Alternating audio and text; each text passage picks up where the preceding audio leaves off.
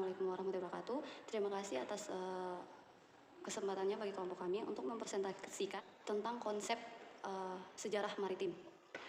Oke, yang dimana terdapat nama-nama kelompok kami, yaitu pertama Abdul Ghafur, kedua Boki Jum Saubawa, ketiga Andriana Tira, keempat Farouk Ehwana, dan kelima Fitri Arianti, saya sendiri. Oke, next kami masuk ke latar belakang, yang dimana secara geografis terletak pada posisi strategis, yakni di persilangan antara dua benua Asia dan benua Australia, dan dua samudra, Samudra Hindia dan Samudra Pasifik, karena terletak geografisnya yang strategis dan besarnya luas perairan.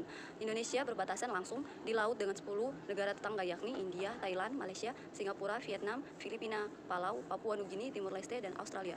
Oke, next. Sejarah memiliki arti yang sangat penting dalam perjalanan sebuah bangsa. Dari sejarah kita dapat mengetahui berbagai peristiwa masa lampau yang telah terjadi. Dengan mengetahui sejarah, tentunya kita akan memiliki pijakan untuk dapat melakukan sebuah pembangunan, khususnya dalam pembangunan maritim Indonesia. Sejarah memiliki andil penting sebagai fondasi kebijakan dan pengembangan karakter. Perkenalkan, nama saya Andriana Tira Tanalandu. Saya akan mempresentasikan materi selanjutnya. Dimulai dari konsep poros maritim dunia yang digaungkan oleh Presiden Joko Widodo, konsep ini dicanangkan pada masyarakat internasional saat pertemuan East Asia Summit ke-9 Nai Pai Tau, Myanmar, pada tanggal 13 November 2014. Orasi ini bisa dibilang sebagai penegasan pertama Presiden Republik Indonesia di forum internasional tentang pusat gravitasi geoekonomi dan geopolitik dunia yang sedang bergeser dari barat ke Asia Timur. Sekitar 40% perdagangan dunia ada di kawasan ini. Negara-negara Asia sedang bangkit. Lebih jauh, sejarah maritim juga melihat bahwa deklarasi Juanda telah membuka jalan untuk berkembangnya konsep wawasan Nusantara di masa Orde Baru. Sebuah gagasan yang menyatukan tanah daratan dan air laut menjadi suatu kesatuan yang utuh tak terpisahkan. Presiden Megawati Soekarno Putri melalui Kepres nomor 126/2001 menetapkan pada tanggal 13 Desember. Konsep sejarah kemaritiman juga dibangun berdasarkan perkembangan peristiwa kesejarahan, hubungan politik, dan pola perniagaan kemaritiman antara kerajaan-kerajaan besar maritim di Nusantara, mulai dari Kerajaan Sriwijaya, Majapahit, Melayu, Samudra Pasai, hingga Kerajaan Malaka. Sementara itu, fase kemaritiman setelah kemerdekaan yang dimulai dari masa era Orde Lama, Orde Baru, hingga Reformasi melengkapi wawasan konsep sejarah kemaritiman Nusantara. Perkembangan teknologi kemaritiman Nusantara yang terdapat pada teknologi perkapalan dan teknologi navigasi yang telah ada sejak zaman nenek moyang bangsa Indonesia juga membangunkan pola dan konsep sejarah maritim di Indonesia.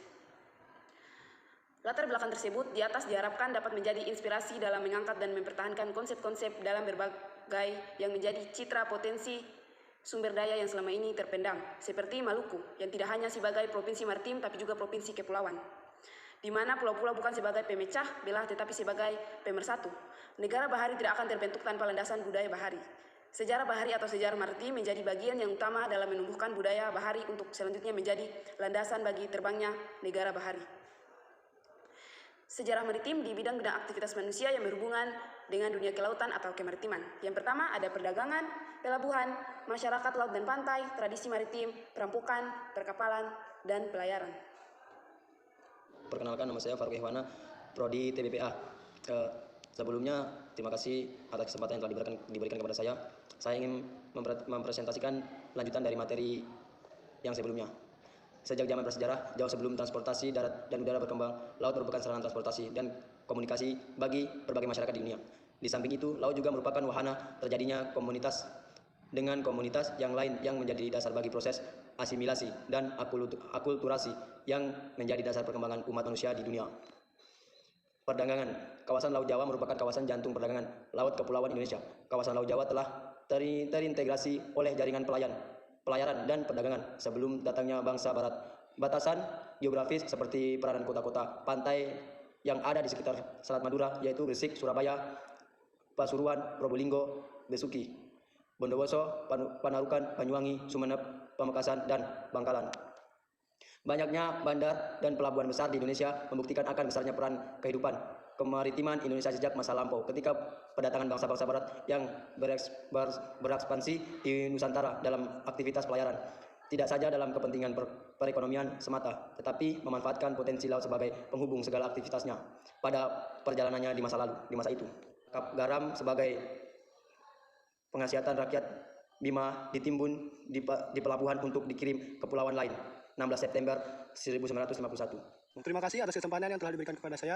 Perkenalkan, nama saya Abdul Ghafur, Prodi BDIA, Masyarakat Laut dan Pantai.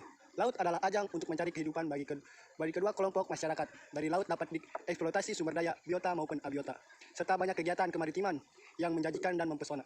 Inilah yang mendukung kedua kelompok untuk datang ke laut. Pada mulanya bertujuan mencari hidup dan mempertahankan hidup.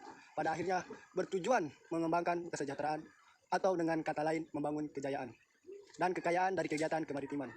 Perahu sebagai tradisi maritim Nusantara, yang dimana untuk membuat konstruksi besar dari perahu perlu suatu perencanaan yang matang. Pada zaman dahulu, para pelayar membuat tanda-tanda di papan, membuat lubang pasak, dan mengukur jarak. Hal itulah yang disebut sebagai seni dalam membuat perahu. Lebih perhitungan yang sangat cermat diantaranya harus menghitung simetris konstruksi dari perahu tersebut.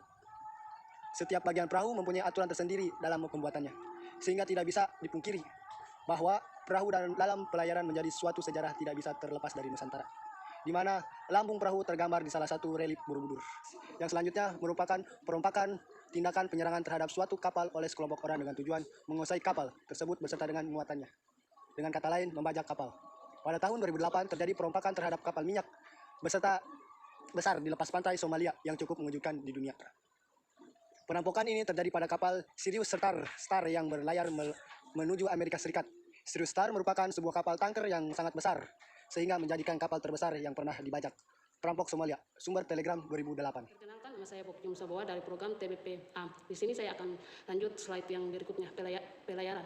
Dalam proses integrasi ekonomi di Indonesia, peranan jaringan pelayaran dari perdagangan menjadi hal yang sangat penting. Keterlibatan perdagangan POX di kawasan Asia Tenggara. Di masa awal lebih banyak bersifat perdagangan barang-barang luks bernilai jual yang tinggi seperti emas perak, mutiara, porselin, kain, dan lain-lain. Di samping itu juga diperdagangkan komoditi hasil bumi seperti pala, cengkeh, lada, dan kayu cendana. Lanjut perkapalan. Kapal galei misalnya yang merupakan jenis kapal perang Arab diproduksi oleh Pandai kapal Portugis dan ditemukan di kawasan timur Nusantara. Oke, masuk lanjut ke contoh kapal motor. Alat transportasi di Laut Makassar, Sulawesi Selatan pada tanggal 11 Desember 1952. Demikian presentasi kami. Kurangnya lebihnya kami mohon maaf. Wassalamualaikum warahmatullahi wabarakatuh.